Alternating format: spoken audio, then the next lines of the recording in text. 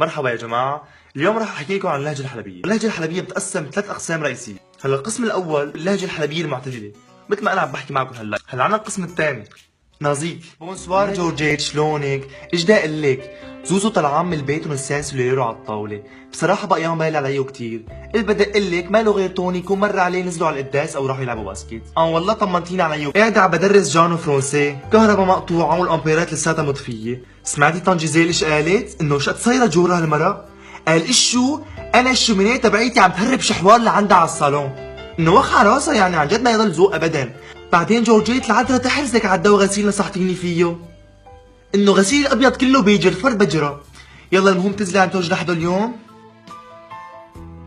السلام عليكم ابو محمد. ايه ابو محمد اذا بتريدي ما تهرجيني، كله بيعرفني انا ابو ارتي ساركيسيان، ببيع احسن دولاب بالميدان. ما عندي حركات هيك مثل انتو حلبيه.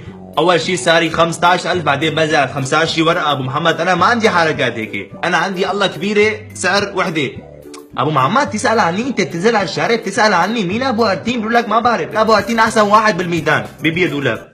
يا واش يا واش ابو محمد ما تعيتي، ابو محمد ما تعيتي، كله بحلبيه بعيته. ابو محمد انا بقول لك انت بروح لعند ابو عبده تري مغشوش، ترجع لعندي بتقولي وينك يا ابو ارتين؟ والله انت معك حق.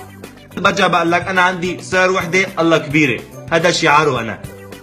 مع السلامة ابو محمد، مع السلامة. ما تكون نايم ابو محمد، ما تكون نايم. نعم ضربك ايش قليل ذوق ابو محمد. نيجي يا جماعة على القسم الثالث من اللهجة الحلبية، هو القسم الكاسح. هالقسم الثالث بتكون من حلب الجوانية، الأحية الحلبية الأبا. مش كام الجمل بلاقيه؟ حمل كيلو ب 200 ورقة. 200 ورقة؟ يخرب ديارك إلهي، لعما في سماكن، إيش موضة الحياة؟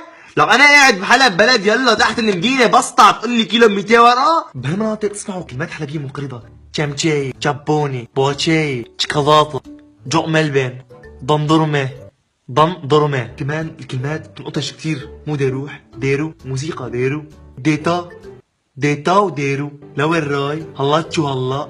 عبشكام؟ شقد نهايته؟ شقد صوابه؟ شقد حقه؟ شقد خروفه؟ شقد عم تسوى؟ هالكلمات كلياتها بترادف الكلمة الشامية قديش.